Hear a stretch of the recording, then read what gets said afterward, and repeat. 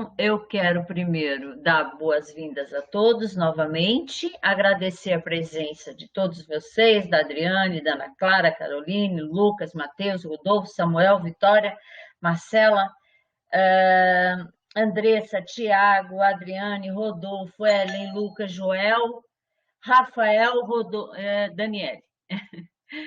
Agora entrou a Aline também, seja bem-vinda, boa noite, tá bom? Eu quero primeiro lembrar vocês que então eu resolvi, acabou que eu resolvi criar um grupo de WhatsApp, porque eu não consegui entrar naquele. Não sei se eu fiz alguma coisa errada ou não, mas eu acho que não tem problema. Até porque daí eu não interfiro. Estava me sentindo meio intrusa naquele outro grupo, beleza? E esse grupo de WhatsApp que a gente criou são para coisas como essas, por exemplo. Não, eu nunca vou sobrecarregá-los ou coisa assim, entendeu? É mais para facilitar a comunicação entre a gente, para ser mais rápido. Eu acho que funciona legal assim, sem muita alugação também, né? Não fico a semana inteira e tal. Eu vou me restringir a me comunicar com vocês sempre às sextas-feiras, tá legal? Entre tarde, noite, no máximo, porque eu sei que vocês têm outras disciplinas e outras coisas também. E que, a rigor, se a gente fosse, né, levar ao pé da letra aí, a aula de vocês é sexta-feira à noite. Então, o correto é que eu me dirija e me comunique com vocês na sexta-feira à noite, né? Mais da tardinha para a noite para dar os avisos, tá bom? Então, vocês podem ficar descansados, não vai ser um grupo que vai ocupar muito do tempo de vocês, é só para facilitar a comunicação. Às vezes, ter que entrar no aprender, né, ter que ir lá, né, navegar e tal, a gente perde um pouco de tempo. E nesse caso, será mais para as aulas síncronas. Eu postei lá, mas também postei no Aprender, um cronogramazinho das nossas aulas síncronas, tá legal? Conforme a gente combinou no encontro passado, a gente vai se reunir mais ou menos a cada 15 dias. Eu já coloquei, inclusive, as temáticas, juntei as temáticas, para não fugir muito do esquema do professor Luiz, até porque ele já tinha passado para vocês, eu mantive os mesmos temas, né? A gente tem aula, então, hoje, depois a gente vai ter aula só dia 10 de setembro, depois só dia 24 de setembro, dia 8 de outubro, 22 de outubro e 5 de novembro, mas eu ainda estou pensando. Às vezes pode acontecer uma alteração, eu comunico pelo grupo, tá? Pelo WhatsApp. Qualquer alteração eu comunico por ali, tá legal? Sempre a gente vai ter essa aula gravada, quando termina a aula eu disponibilizo a aula também. Eu gostaria muito, é desejável, né? Eu sinto prazer em que vocês todos participem da aula síncrona, porque é um momento que a gente tem de vocês me assistirem, né? Me ouvirem um pouquinho, às vezes tirar uma dúvida, alguma coisa assim. Eu também quero dizer para vocês que eu vou mudar um pouco o esquema das atividades. Eu já tinha dito, eu já tirei uma prova que ia ter, e assim eu vou sugerir outras atividades. Então, entre uma aula síncrona e outra, algumas vezes nós teremos atividades, outra é alguma coisa que eu vou colocar lá, um texto para vocês lerem. Eu não vou cobrar muita produção de cada tema, entendeu? Ou uma atividade relacionada a cada tema. Eu vou juntar um pouco as coisas e lançar uma atividade que pode ser integradora de um tema ou de outro tema. Tá legal? Sempre atividades muito pontuais, sempre atividades muito claras. Então, por exemplo, hoje a gente vai ver financiamento no Brasil. O professor Luiz já tem colocado lá financiar duas partes relacionadas ao financiamento, a parte 1 e a parte 2, em que ele dá aula e apresenta as telas, né? E também ele coloca lá 2 vídeos. Então, esse material seria muito importante que vocês vissem. Eu quero aqui fazer uma consideração importante. O tema do financiamento é um tema que o professor Luiz se dedica há bastante tempo ele é muito envolvido nesse tema, particularmente. Talvez por isso que até tenha lá as duas partes. E ele hoje também ele tá cedido, né, para a prefeitura de Manaus, em que ele lá na prefeitura ocupa um cargo relacionado justamente à questão do financiamento na educação. Então é um tema que ele tem um amplo domínio, né? E aquele material é um material muito bom, eu recomendo. Se alguém não viu, quando puder, dê uma olhada, assista às aulas. Alguém chegou a assistir alguma, a dar uma... Não, não é no Pará, não. É Belém mesmo. Uhum. Ah, Belém do Pará, tá certo, Lucas, é isso mesmo. É Belém, eu acho, eu não me lembro direito. Mas alguém chegou a assistir a, ver aqueles slides e assistir os vídeos que o professor deixou lá? Deste grupo? Alguém viu? Conseguiu assistir? Não? Ainda não? Beleza, ótimo, não tem problema. Então, vai ficar aí uma importante contribuição, tá bom? Então, nós vamos, como atividade, até a nossa próxima aula síncrona, vocês vão assistir as duas falas do Luiz, que são PowerPoint comentados por ele, é uma aula mesmo, e dois vídeos bem interessantes de dois educadores para complementar, tá legal? Para complementar o que eu vou tratar hoje, tá bom? Então, eu sempre vou começar as aulas a partir das 7h30. Quando termina, termina. Tá legal? Ela não tem exatamente 1 hora ou 1 hora e meia. Às vezes pode durar 20 minutos, às vezes 30, às vezes 40, a depender do assunto, do quanto ele rende, a gente vai levando. Tudo bem? Pode ser assim? Então, tá bom. Então, eu queria ver com vocês o seguinte: na verdade, quando a gente pensa e fala na organização da educação brasileira, a gente pensa em como os sistemas de ensino no Brasil são organizados. E o que define isso, o que orienta isso, é a Lei de Diretrizes e Bases da Educação Nacional. A Lei de Diretrizes e Bases da Educação Nacional, ela vai dizer que a nossa educação ela tem níveis e modalidades, né? E alguém lembra quais são os níveis e quais são as modalidades? Alguém quer arriscar e conversar? Começamos a conversar um pouquinho? Quais são os níveis de ensino? Ninguém lembra? Ei!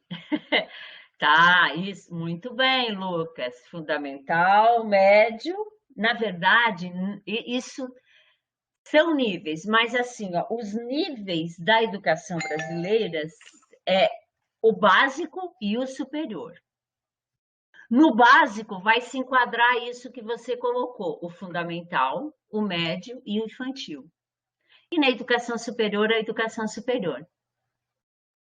E as modalidades são educação à distância, educação de jovens e adultos, entenderam? Essas são as modalidades. Educação especial, é assim que a lei trata. Então, por exemplo, vai fazer um concurso público, pergunta, né? Como é que os sistemas de ensino no Brasil estão organizados? Eles estão organizados em níveis e modalidades. Existe o nível básico e o nível superior. No nível básico, você tem 3 etapas: a educação infantil, o ensino fundamental e o ensino médio. E depois no ensino superior. E no ensino superior você tem a educação inicial e a continuada, né, com a pós-graduação. Beleza? Deu para entender? Ok? Muito bem. Então, isso é importante para a gente lembrar. Uma outra coisa em relação à organização da educação brasileira é que, assim, do ponto de vista legal, está tudo posto, ou na Lei de Diretrizes e Bases da Educação Nacional, nas emendas, né, constitucionais, nas constituições, em toda a parte legal, o arcabouço legal está posto.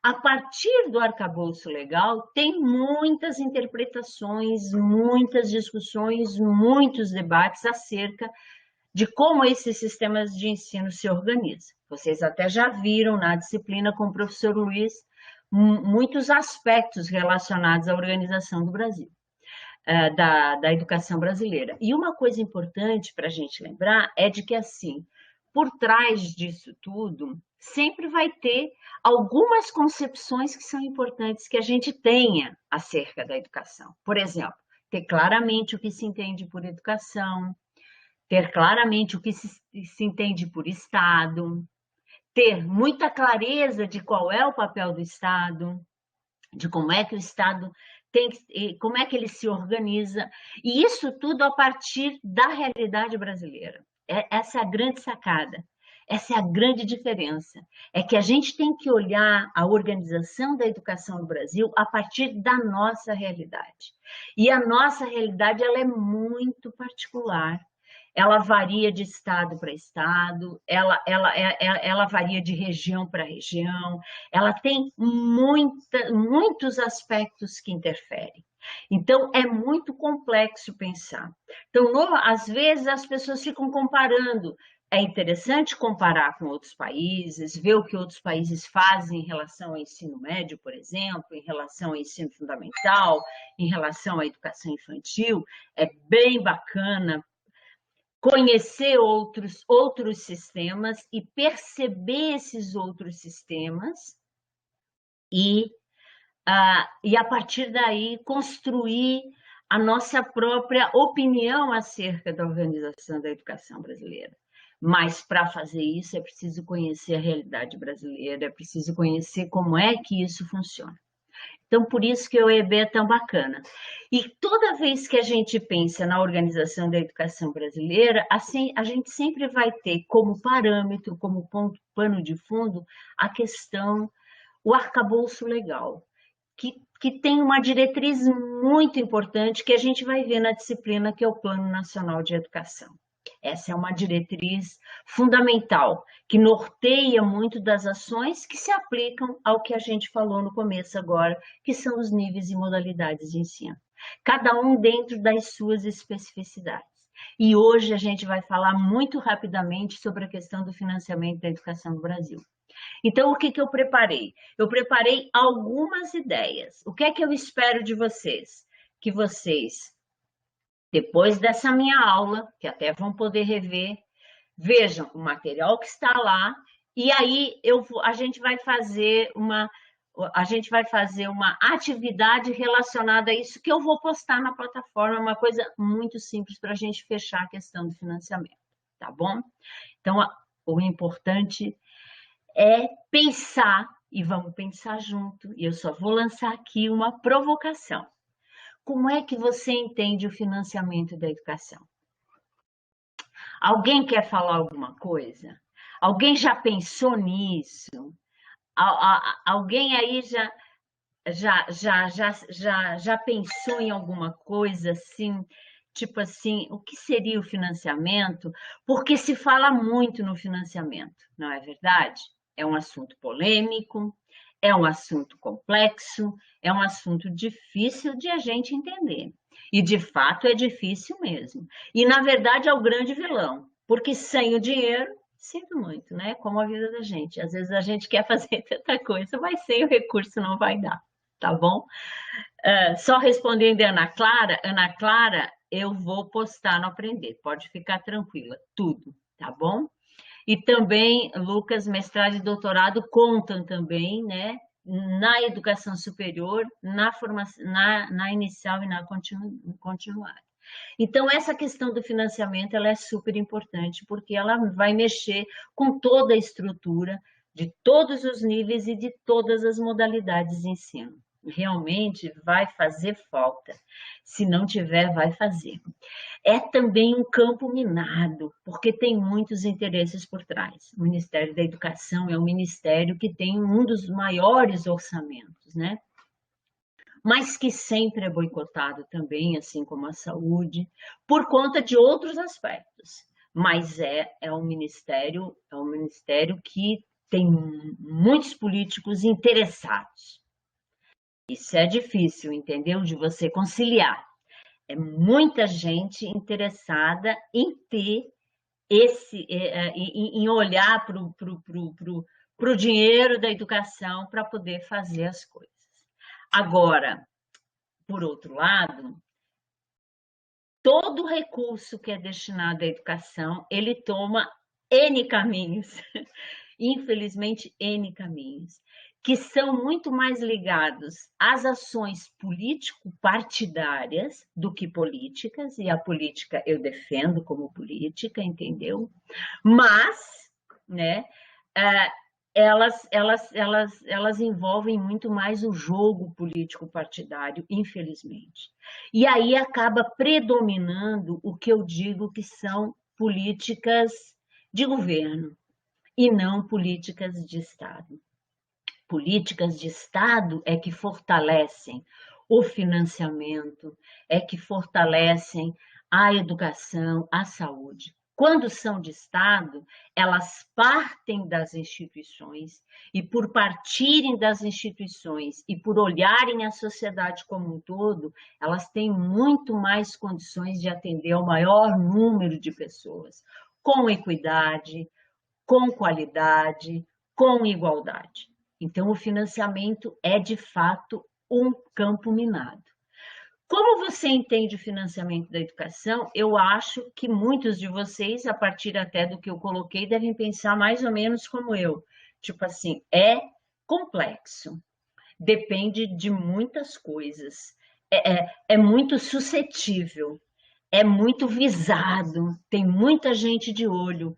E todas as vezes que os governos mudam, independentemente do governo, os ministérios que detêm mais recurso são os ministérios mais visados, onde a guerra política pelo poder em colocar alguém deste ou daquele partido que possa trazer aliados, eles estão todos muito de olho nisso, entendeu? Isso é muito sério.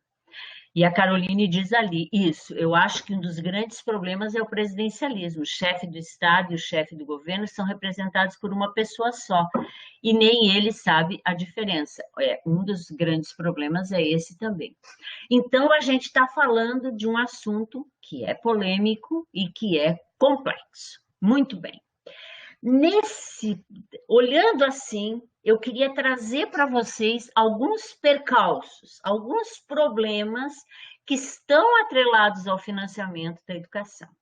Que problemas são esses? Vamos ver lá. Primeiro, equívocos da legislação.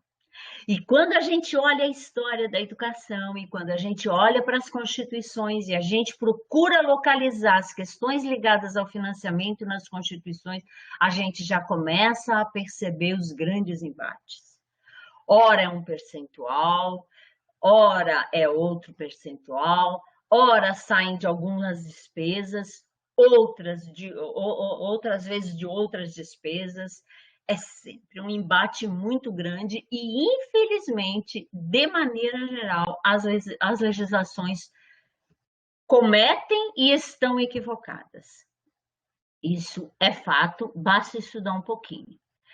Eu já li que mais dinheiro é investido no ensino superior na educação básica. Por que isso acontece? Boa, Pedro, muito bem, e é verdade.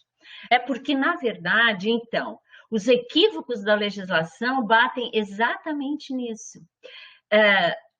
A gente, como eu disse, né, os sistemas de ensino no Brasil, eles estão organizados por níveis e modalidades.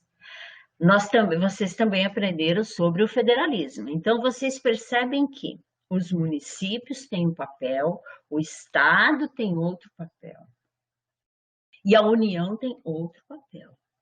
No âmbito dessas três instâncias, muita coisa acontece. E o ensino superior brasileiro, pelo histórico de constituição dele, né? E não, eu não estou dizendo aqui que o que ele recebe digamos assim, é justo. Em nenhum dos níveis e modalidades, o financiamento, na minha opinião, é justo. Muitas coisas prejudicam isso. E isso acontece justamente pelos desníveis, pelas diferenças, pelas fontes de recurso, viu, Pedro, da onde vêm os recursos e como esse recurso é distribuído. É por isso que isso acontece. Caroline diz várias coisas, eu acho, dentre elas o contexto histórico, desvalorizando isso, me ajudando muito bem, a desvalorização do trabalho e do cuidado e a invisibilidade, né, das crianças. Muito bem. Então, que percalços são esses que a gente está vendo? E, além disso, a elitização do conhecimento. Perfeito. Então, o que nós temos em relação ao financiamento? Um equívoco de legislação que é claro, desde as constituições. A outra coisa é a confiabilidade dos dados. É muito difícil, mesmo com toda a transparência trazida agora, que a gente pensa que as coisas acontecem, quando você vai lá e vê. Vamos ver quanto é que o Distrito Federal investiu em educação. Vai aparecer um dado, mas que de fato você vai se perguntar aonde é que isso está. Como é que eu posso identificar onde o recurso público foi colocado, de fato, na educação? Aí você olha e vê, as escolas não melhoraram, material escolar não veio, merenda não veio. Onde é que está isso? É porque, de fato, é difícil confiar nos dados. Por quê? Por outro percalço. Vejam que um está integrado ao outro. Descumprimento da legislação. Por mais legislação que tenha, que diz que o Estado tem que aplicar um percentual na educação, quem é que olha isso? Como é que se identifica isso? E se o Estado ou o município não cumprem, o que acontece? Que tipo de penalidade sofre? Quem sofre? Entenderam? Quais? Aí tem todo um jogo muito doido, na verdade, como eu digo, que envolve toda uma relação entre os estados, que envolve as questões ligadas ao governo e que perdem de vista as questões ligadas ao Estado. Se as políticas fossem de Estado, elas, e a partir das instituições, elas permaneceriam independentemente de quem estivesse no governo. E aí haveria transparência nos dados de onde esse recurso é colocado e haveria cumprimento da legislação, e se não houvesse, se houvesse descumprimento, se faria alguma coisa, beleza? Outra coisa importante que é um percalço, e olha, tudo é relacionado, prestem atenção, fiscalização e o controle social, não tem. E se tem, falta. É uma pena, é uma coisa muito triste isso, sabe? É de você ver que, assim, nós também, enquanto sociedade, poucas pessoas se preocupam com isso. Vocês já pensaram? Quando eu fiz a pergunta lá no começo da aula, do tipo assim, qual o entendimento que tu tens, como é que tu entende o financiamento, a gente se preocupa pouco com isso. A gente só sabe que ele é mal aplicado, a gente só sabe que a cada ano as escolas perdem nas estruturas físicas, humanas, e a gente vê o recurso ser colocado em outros aspectos pelos próprios municípios, pega recurso da educação, aplica no lugar errado, não sofre nenhuma penalidade, a gente só vê coisas mais negativas, infelizmente. É por conta destes percalços. E isso os especialistas, os estudiosos já levantam. Aí o Rodolfo diz ali, eu percebi que algumas coisas que deveriam ter no ensino médio acaba trazendo para o aluno do ensino superior, faltas que precisam ser supridas. Com isso, algumas alternativas são dadas por IES que acabam gerando mais gastos. Com certeza, Rodolfo, eu concordo plenamente, entendeu? E a Carolina ainda diz, às vezes não falam que tem recurso, para o recurso voltar para as pastas. É verdade, e isso vai fechar com o quê, Caroline? Vai fechar justamente com... Por isso é que a gente não confia nos dados, entendeu? A gente está sempre desconfiando, o que é péssimo, porque isso prejudica muito a clareza, né, a disponibilidade da informação, para a gente poder fazer uma análise digamos assim, mais assertiva, né? Muito bem.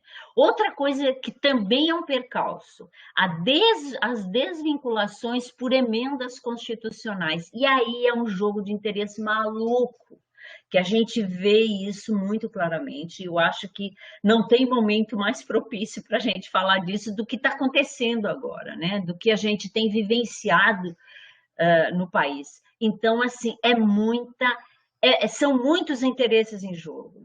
Então, assim, quando entra uma emenda, a gente olha, poxa, quem está propondo essa emenda? Qual é o verdadeiro objetivo dessa emenda?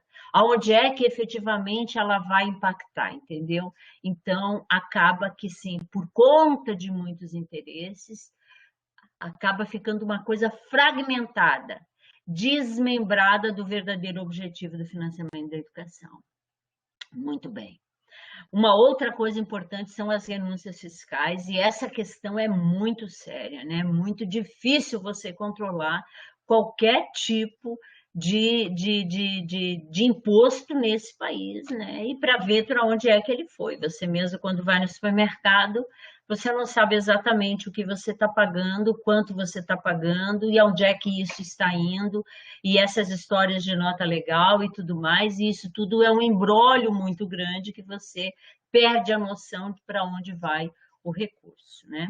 Outra coisa que interfere também, que também é um percalço, é o financiamento das instituições privadas. O financiamento da educação, ele acaba construindo uma linha muito tênue entre o público e o privado. Porque se fala em educação, ok, educação pública e privada. Eu acho que tem que favorecer a educação. A questão é a forma como algumas emendas são direcionadas para nitidamente privilegiar as privadas. E não é só a instituição privada em si, porque há instituições públicas boas e há instituições privadas boas, na minha opinião. A questão é privadas que têm como objetivo a privatização da educação, o favorecimento de poucos em detrimento de outros com recurso público. Então, isso é triste, é lobby demais, Carolina, é bem triste mesmo. E, por fim, uma outra coisa bem importante, desigualdade tributária, que eu acho que é uma coisa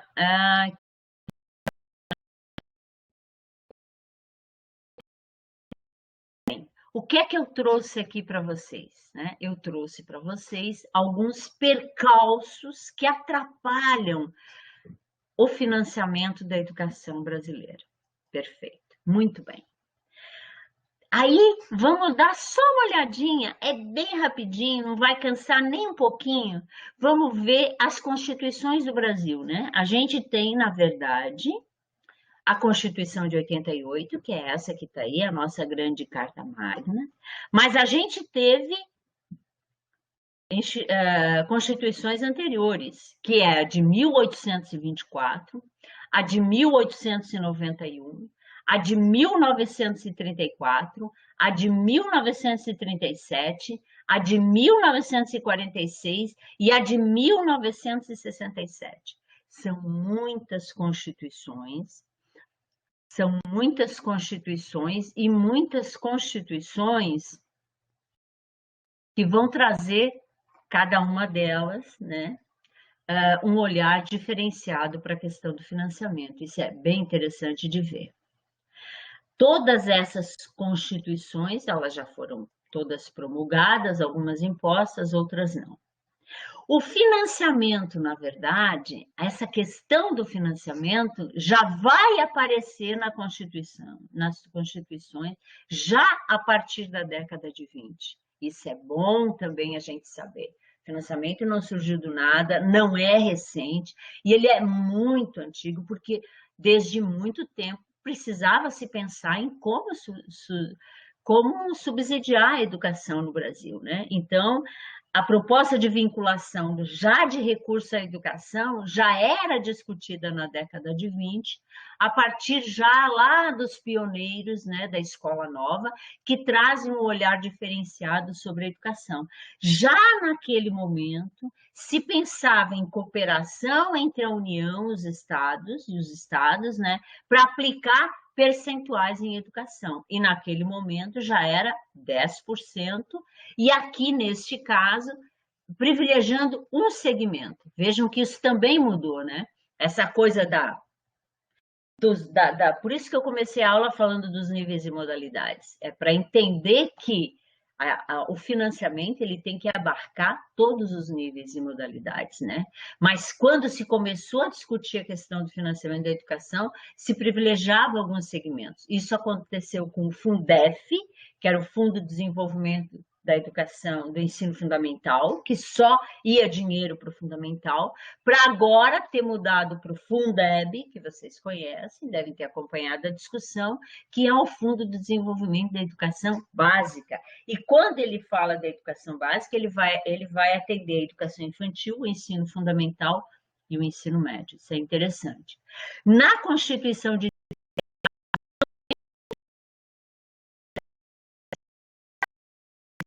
a questão do direito, a da educação como direito, e como direito de todos, e, portanto, o financiamento tinha que ser para todos. E aí se começa embates, muitas discussões para poder ampliar o espectro de recurso a ser aplicado na educação. Esta Constituição, particularmente a de 34, ela foi a primeira a obrigar os governos a aplicarem um percentual mínimo de impostos em manutenção do desenvolvimento do ensino. E o percentual da União, do governo e dos municípios seria de 10%, e nos estados e Distrito Federal seria de 20%, já lá em 34. Veja que os percentuais sempre foram objeto de discussão no financiamento da educação. Esta obrigatoriedade constitucional só foi alterada com a lei, a primeira LDB de 1961, que é a 4.024, né? Que daí acabou ampliando o percentual mínimo da União de 10% para 12%. Entretanto, daí na ditadura militar, em 64, isso sai novamente, essa obrigatoriedade acaba entrando na Constituição de 67. Então, vejam que esse vai e vem de percentuais de participação de estados, municípios e União no financiamento da educação brasileira é uma discussão que vem de longa data, desde a década de 20. Muito bem. No período em que vigoraram a Constituição de 46 e a Lei de Diretrizes e Bases da Educação, novas tentativas de criação de fundos foram intentados, né? Esbarrando sempre nesse argumento da carência de recurso. Então, ora tinha recurso, ora não tinha recurso. Como não se conseguiu constituir isso como uma política de Estado, a depender de quem entrasse, no que priorizasse, agora vai ser estrada, agora vai ser saúde, a educação. Ela, embora ela esteja no discurso da prioridade, nem sempre ela foi prioridade. Beleza? Muito bem.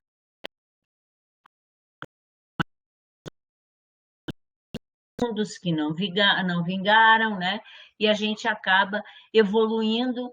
E lá em 1983 surge uma emenda famosa, que é a emenda João Calmon, que fixava já a vinculação mínima de recurso nos patamares de 13% para a União e 20% para os 10%. Já foi 13%, agora 20% para os estados, sempre com essa diferença entre estados e municípios. Ok? Muito bem. Entretanto, com o advento nessa Constituição que a gente tem,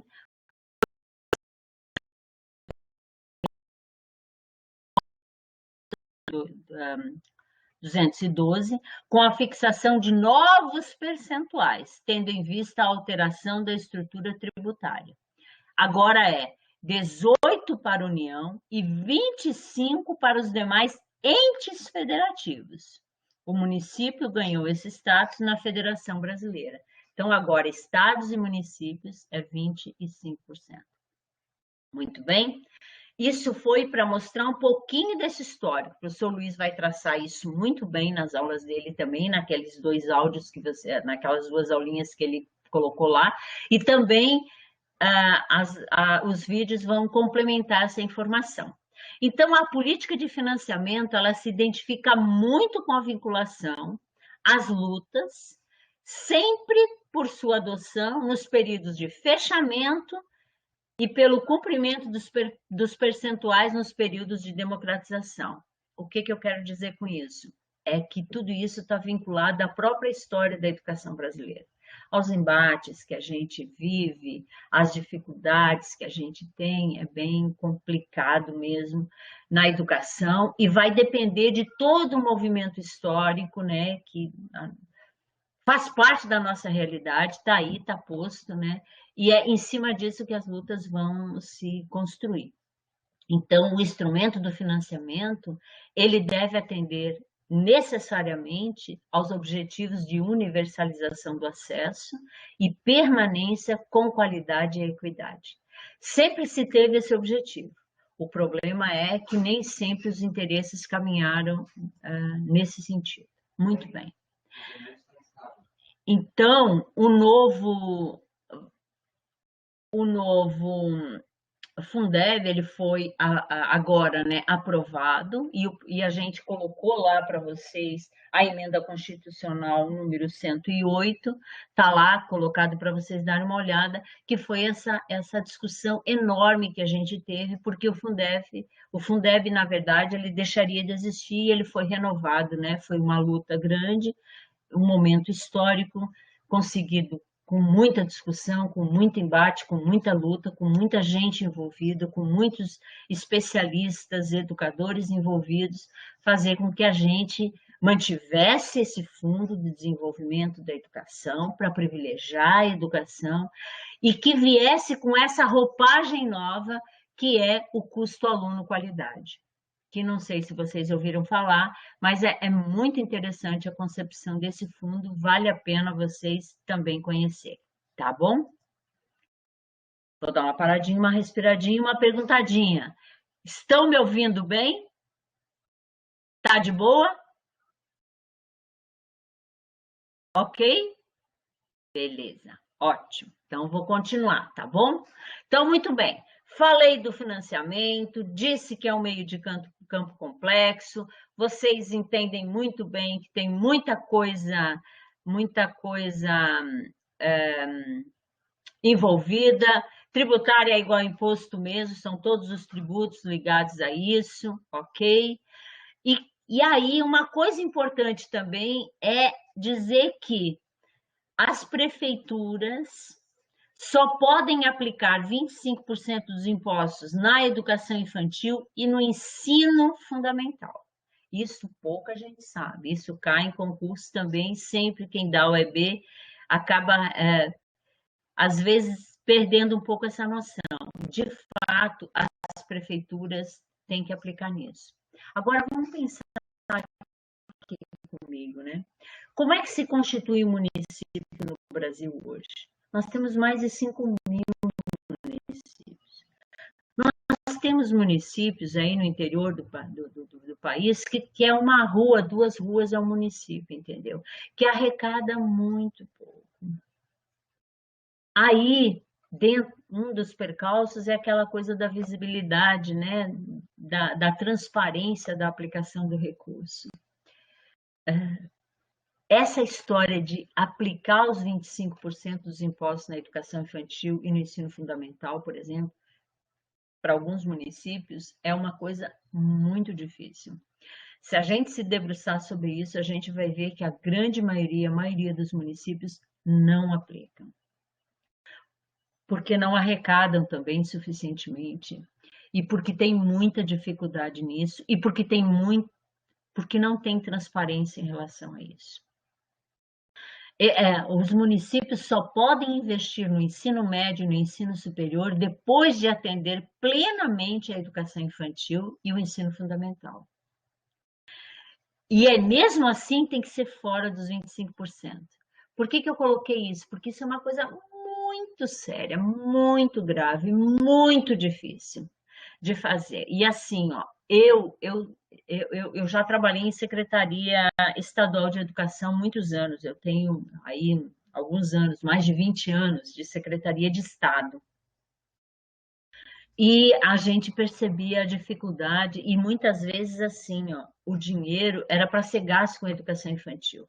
Mas aí o prefeito da cidade, para ganhar voto, para fazer política, ele pegava esse dinheiro e, de repente, investia num curso superior, entendeu?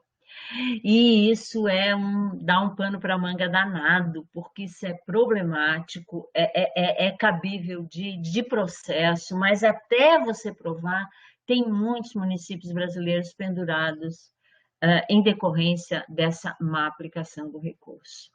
Muito bem, ok.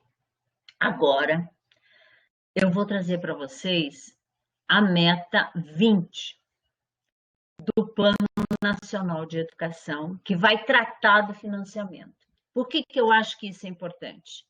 É para vocês saberem que existe uma meta traçada para o financiamento da educação brasileira, que está posta no Plano Nacional de Educação, que é a nossa grande política, que vai traçar a política de financiamento. Alguém conhece a Meta 20? Alguém já viu o Plano Nacional de Educação? Ótimo, Aline já, beleza, o Lucas. Não, não, acho que responderam à questão anterior. Rodolfo, não, beleza, então vamos lá. Então, qual é a Meta 20? Olha o que é a Meta 20 e vocês vão lembrar de uma discussão muito recente na mídia. Ampliar o investimento governamental em educação pública, o patamar, de forma a atingir, no mínimo, o patamar de 7% do produto interno bruto, do PIB do país, no 5º ano de vigência do PNE e, no mínimo, o equivalente a 10% do PIB ao final do decênio. Isso gerou uma discussão muito grande, se discute muito, e nós já estamos na 3ª etapa do Plano Nacional de Educação e, é óbvio, essa meta não foi concretizada.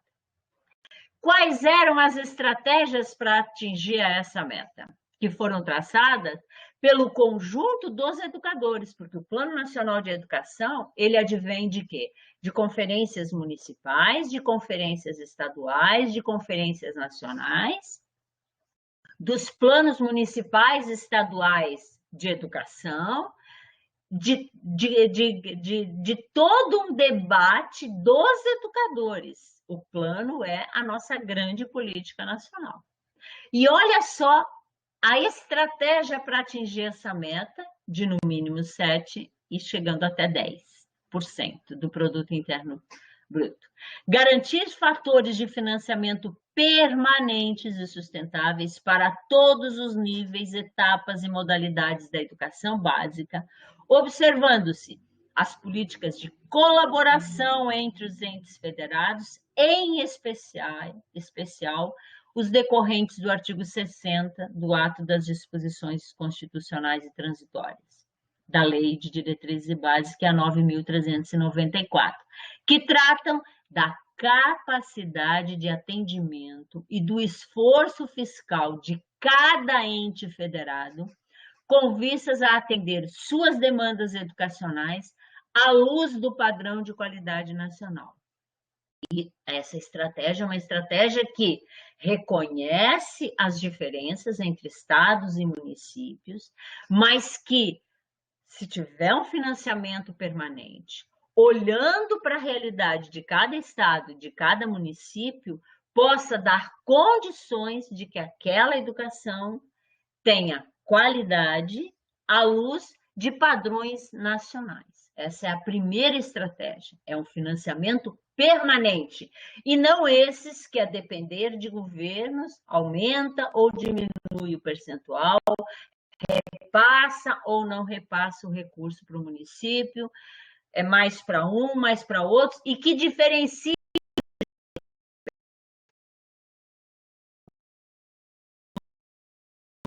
A outra estratégia seria aperfeiçoar e ampliar os mecanismos de acompanhamento de arrecadação da contribuição social do salário e educação. É aquilo que a gente falou, é um percalço sério, falta fiscalização. E aqui tem muito por fazer, quase tudo por fazer.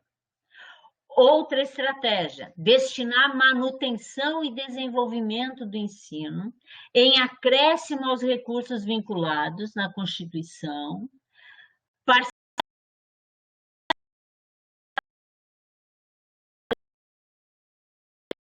por exploração de petróleo, por exemplo, de gás natural e outros recursos com a finalidade do cumprimento da meta prevista lá na Constituição Federal. Então, buscar mecanismos, buscar estratégias de manter o financiamento, buscando em outros recursos, como petróleo, gás, etc., recursos para poder subsidiar a educação.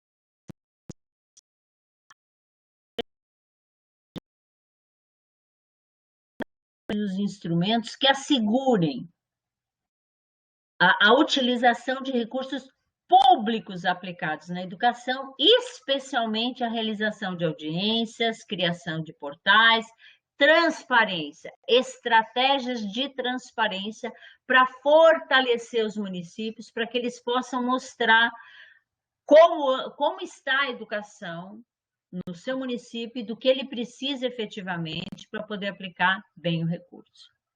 Uma outra estratégia é, junto com o INEP, favorecer pesquisa, acompanhamento, estudo. Isso é uma coisa que está difícil ultimamente. Eu mesmo, olha, hoje, para atualizar um pouco os dados que eu queria passar para vocês, fiz uma ampla pesquisa e a gente está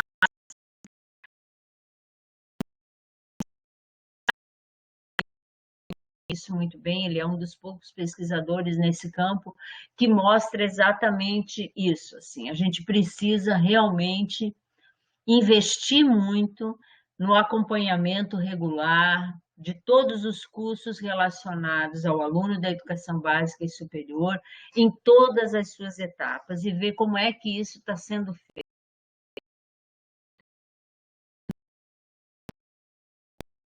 O curso também está dando para a população.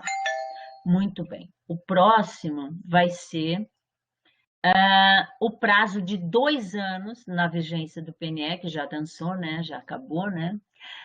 Será implantado o custo aluno qualidade. O custo aluno qualidade agora, lá no Fundeb, como eu mostrei para vocês, através daquela emenda constitucional número 108, que é de 2020, ele acabou entrando e isso é muito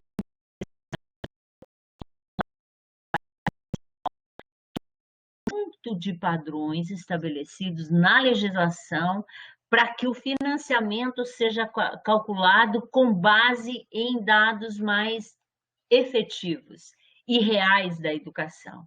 E coisas que são importantes ter, entendeu? Que para não tratar assim de forma tão desigual todos os sistemas de ensino. Isso é bem interessante de ver, né? Eu tenho um texto lá que está disponível, eu vou disponibilizar um outro texto também que fala um pouquinho mais sobre o custo aluno qualidade, mas não é difícil pesquisar.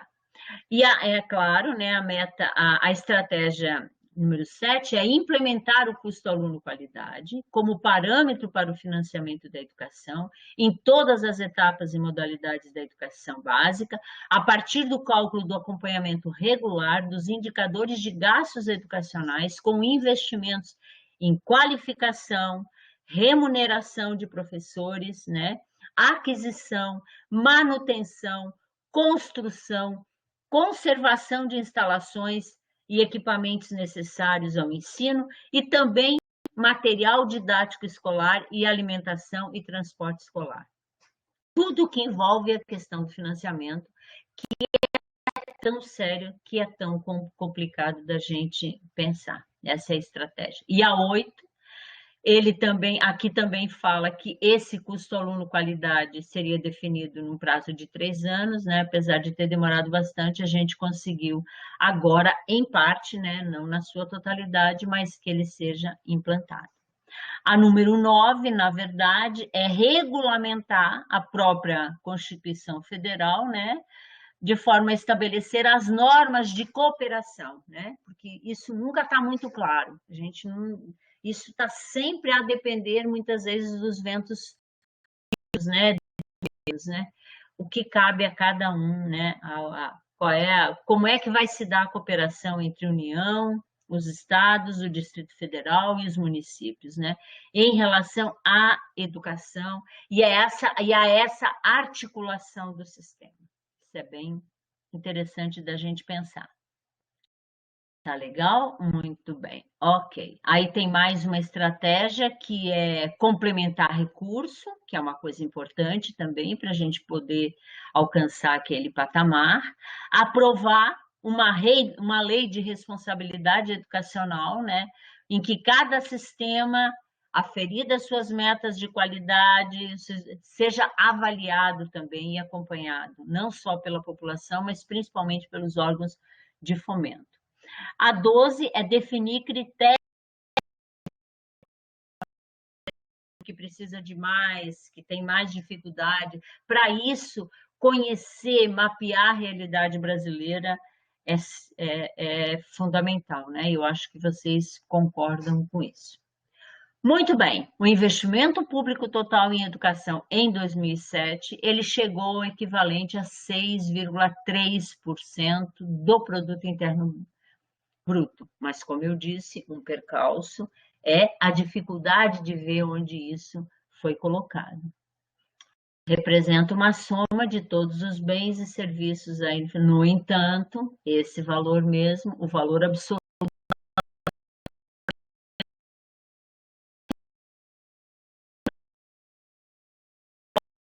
o gasto anual por aluno da rede pública, na média dos países da OCDE, na educação infantil e no ensino fundamental, é 2,3 vezes maior do que o gasto médio na rede pública do Brasil. É sempre maior. A diferença é de quase 5 mil dólares por ano. Esse é um dado que eu colhi de 2017. Então, a gente ainda aplica pouco, né?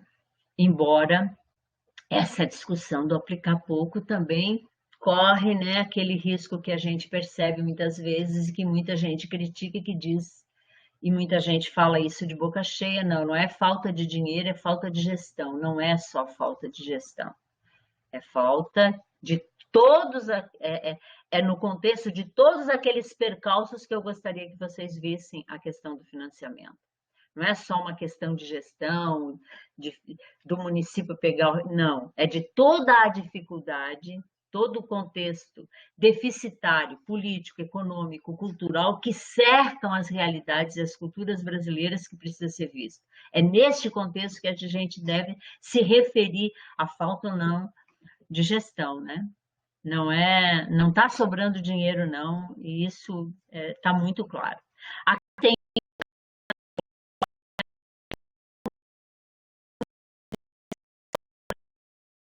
Já indo para o finalzinho da nossa aula. Vejam, em 2020, os estados e municípios reduziram muito seus gastos em educação. E isso foi em todo o país. E também foi em outras partes do mundo. Eu acho que esse é um nó muito difícil da gente resolver. Vai ser muito complicado a gente recuperar. Mas por que se investiu pouco? O que foi que aconteceu? Eu acho que o fenômeno da pandemia trouxe uma realidade completamente diferente para nós, entendeu? Para nós brasileiros, para a educação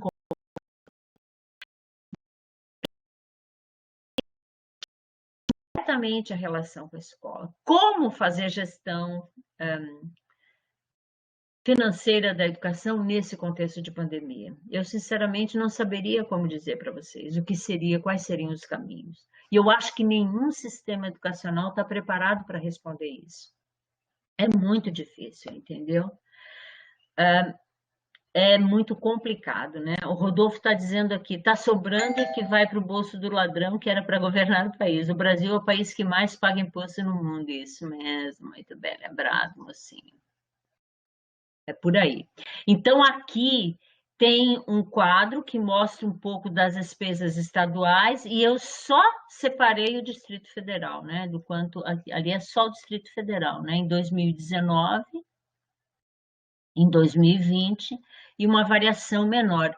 Mas se você olhar o quadro geral do Brasil inteiro, é bem significativo, ok? Muito bem. Agora, falei de financiamento, espero não ter falado tão rápido, mas foi mais para dar uma motivada em vocês sobre o tema.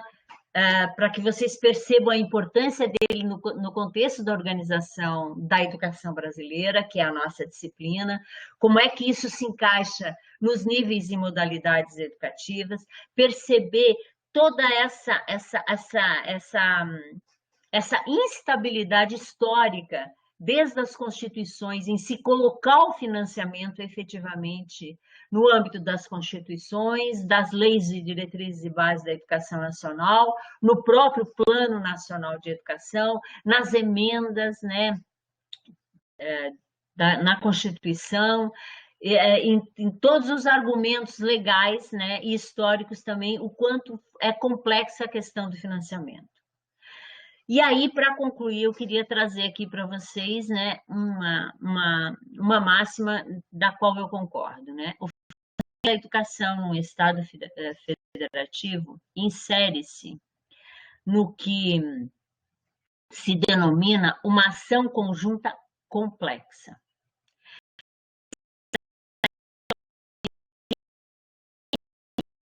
Partilham o poder sobre decisões, ações, de forma que cresce a complexidade na medida em que uma tarefa aparentemente simples pode envolver um labirinto de decisões separadas, né?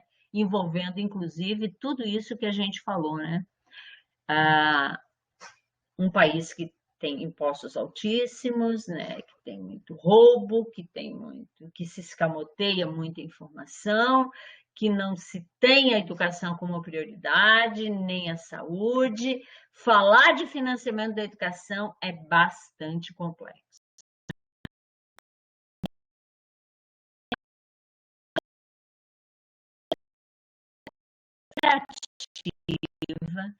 E de alinhamento no planejamento das diferentes esferas.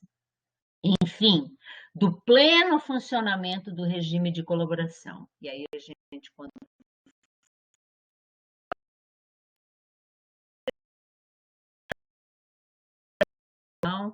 aqui fica mais claro do que nunca de que para haver um financiamento um pouco mais igualitário no país, a colaboração entre estados, municípios e União deveria ser fundamental. Então, é muito importante identificar as funções de cada ente federativo no que se refere à educação. E essa talvez seja a grande dificuldade que a gente tem.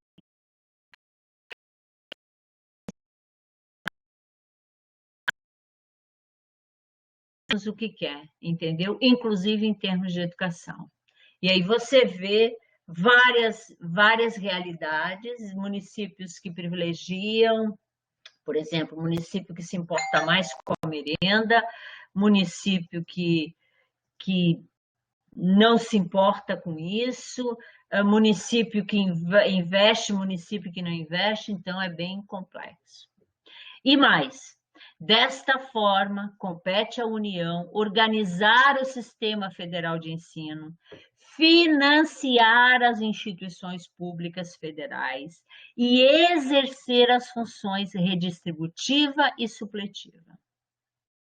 Aos estados e ao Distrito Federal, cabe atuar prioritariamente no ensino fundamental e médio. E os municípios devem atuar prioritariamente no ensino fundamental e na educação infantil. Essa é a grande verdade. Então, é preciso colocar cada ente no seu lugar, no seu espaço, e a partir daí mirar, olhar para a melhoria da qualidade do ensino. Por fim, a política de financiamento, ela poderá se consolidar como instrumento de garantia do direito à educação, em consonância com os compromissos que a Constituição assumiu para com a ordem social e os objetivos da República. Então, na verdade, a política de financiamento, ela parte do princípio de que educação é direito de todos e é dever do Estado. Cabe ao Estado, junto com os seus entes federados, pensar a educação, refletir sobre a educação, priorizar a educação para a gente ir para frente. E aí agora eu queria, assim, fechar a aula dizendo o seguinte, sim, eu acho que este momento é um momento muito crítico da educação nacional, mas muito crítico mesmo, muito difícil, muito complicado. E que mais do que nunca a gente precisa que cada estado, que cada município, que todos se organizem no sentido de promover uma boa educação. Essa é que é a grande verdade, né? Eu quero só ler um pouquinho ali, diz assim, a Carolina diz um país racista, classista, preconceituoso, governado por oligarquias e famílias invasoras de terra indígena. É o projeto? É verdade, não é por acaso. Pedro pergunta, o currículo na educação básica é o mesmo? Existe uma coisa chamada, Pedro, parâmetro curricular, que é todo para o país inteiro, mas que cada município pode adaptar, entendeu? Então, assim, existem os parâmetros curriculares, não é um currículo fechado, obrigatório, mas são parâmetros que norteiam a educação para o país inteiro, tá? Tá joia? Isso mesmo, a Caroline respondeu, né? O BNCC, né? Ele é para que são as diretrizes curriculares, né, nacionais, né, e para o ensino médio também é válida para o país inteiro. A Carolina está dizendo, os currículos até que tem uma flexibilidade, isso mesmo. Por exemplo, aqui no DF tem o currículo em movimento, falou e disse, Carolina, isso mesmo. O Pedro ainda acrescenta: a pandemia aumenta as desigualdades na educação, já que os filhos de classes altas continuam estudando quando antes, mas os pobres não, com certeza. E eu acho que a pandemia, ela revelou os problemas que a gente já tinha em dose muito maior, para mim, assim, muito mais mesmo, né? Muito bem. Beleza? E agora vocês estão vendo, né, que tem todo um movimento acontecendo no país inteiro, inclusive, né? Muitos direitos estão sendo questionados, né, para os indígenas.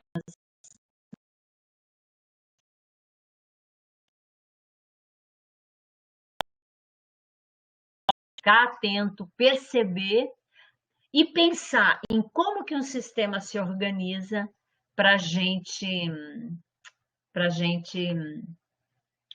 ir para frente. Aí o Pedro me pergunta, professora, você é a favor do novo ensino médio? Na verdade, Pedro, eu acho que ele tem.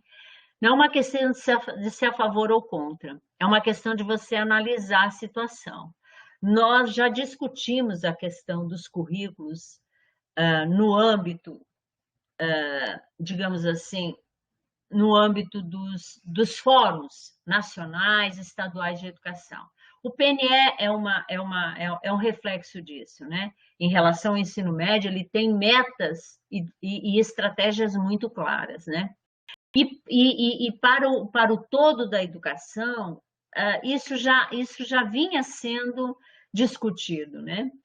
Eu não acho que esse novo ensino médio vá fazer alguma diferença no contexto do ensino médio do Brasil, porque o ensino médio é um gargalo muito sério, há muito tempo.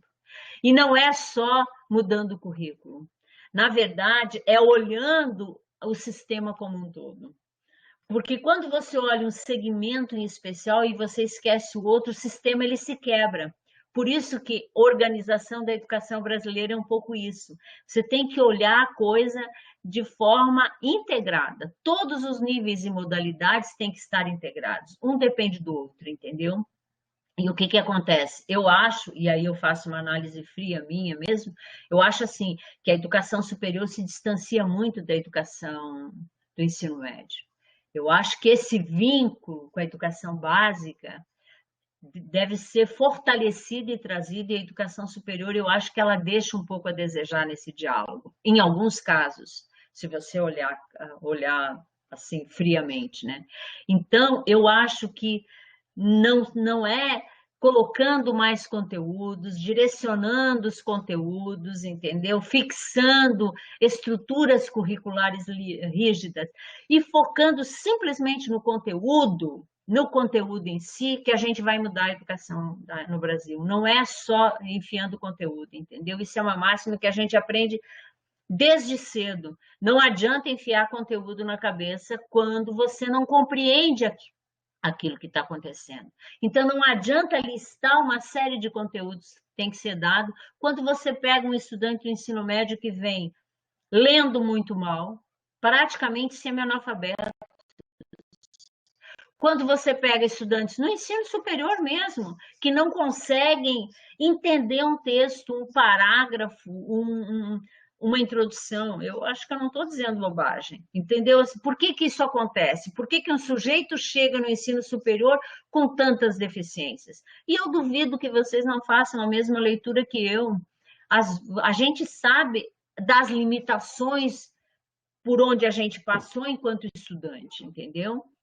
E, de fato, a gente tem muita dificuldade. Eu acho que vocês, quando entram no ensino superior, a grande maioria vindo do ensino médio, e principalmente do ensino médio de algumas escolas, olha, cara, sofre pra caramba.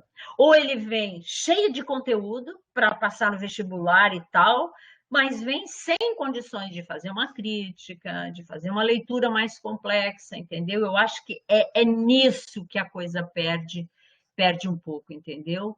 Por isso que eu não sei, eu não sou a favor desse novo ensino médio que está aí, da forma como ele foi colocado.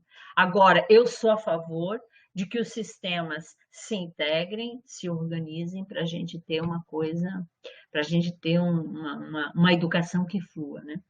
Beleza? Rodolfo disse uma coisa interessante: integrado e orgânico, né? Deixando de ser fragmentado e tendencioso. Perfeito, porque essa estrutura que está posta, ela acaba sendo isso mesmo, né? E essa coisa de que assim,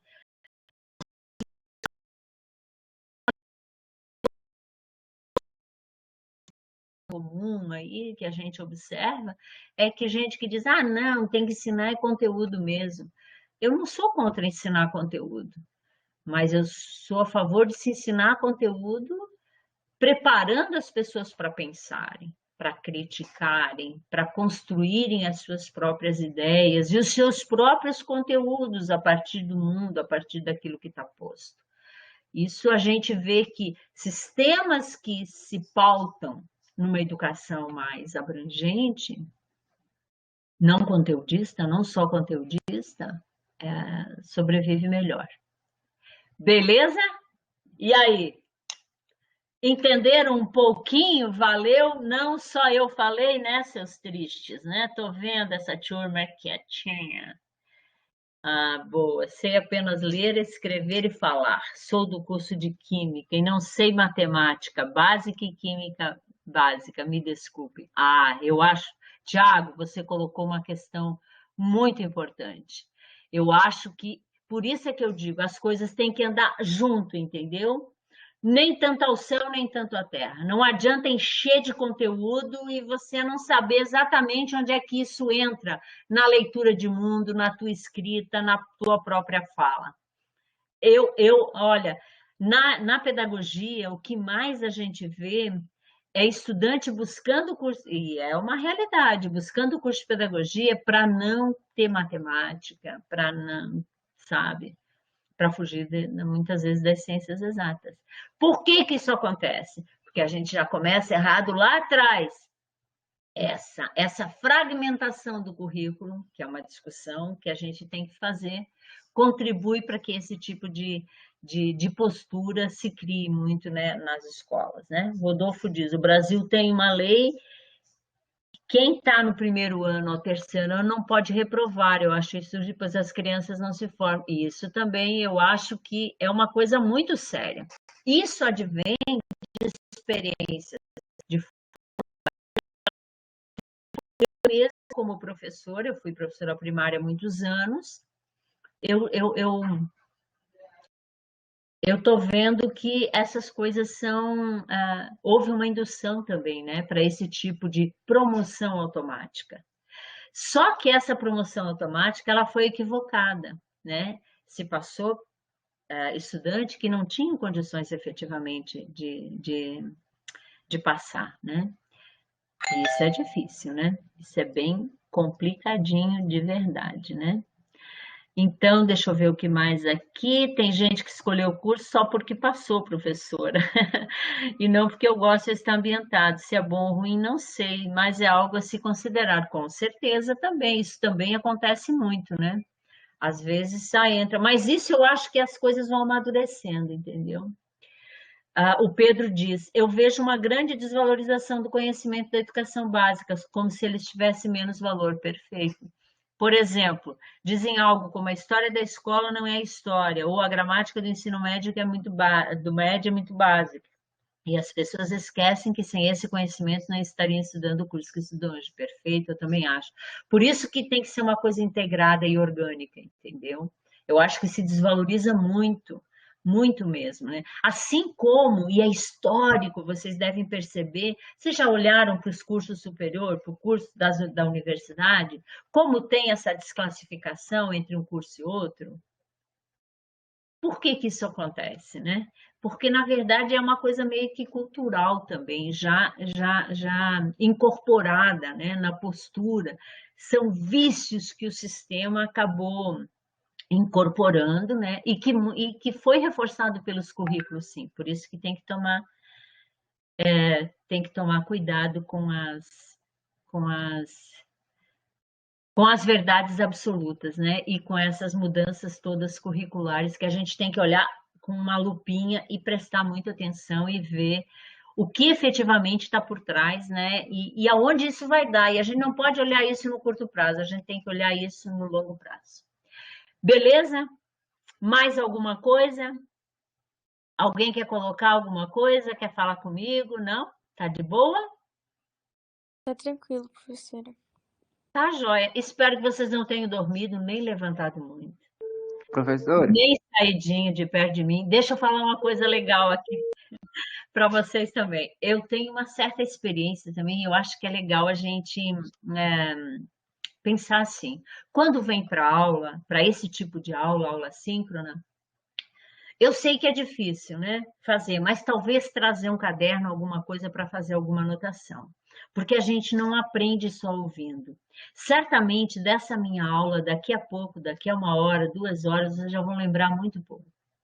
Por quê? Porque a gente aprende vendo, a gente aprende falando e a gente aprende fazendo. Essa é a melhor dica que eu posso dar para futuros professores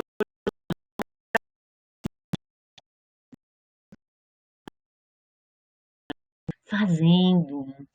Então, é muito importante exercitar essas outras partes, sabe? Tipo assim, traz um caderninho, faz umas anotações.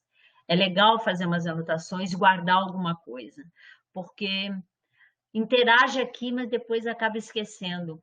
Se eu perguntar daqui a algumas horas qual foi o tema da minha aula? Qual foi o tema da aula de hoje? Pode falar. Financiamento da financiamento? educação. Financiamento da educação, muito bem. Pelo menos o tema. Qual é o meu nome? Nara Maria Pimentel. Beleza, muito bem, ok. E agora a nossa próxima aula só vai ser dia 10/9. Eu vou postar alguma coisa lá na plataforma, mas é uma coisa muito simples. Ou vai ficar como atividade para vocês assistir as aulas do professor Luiz, porque vale a pena. Eu espero que a minha aula tenha motivado para querer saber um pouco mais sobre o financiamento. Tem texto também, tem vídeo também. Quer dizer, assunto não falta. Tá legal? Para vocês entenderem um pouquinho mais, para a gente poder avançar nos próximos temas.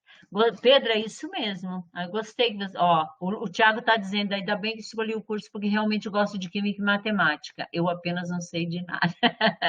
Muito bem, Tiago, sabe de muita coisa. Já quando faz essa reflexão, já mostra que sabe. Beleza? O Pedro diz: acham que as exatas é inerentemente difícil, como se a dificuldade não dependesse unicamente do método e da pessoa. Perfeita, eu também acho. Acho que se dificulta muito e à toa.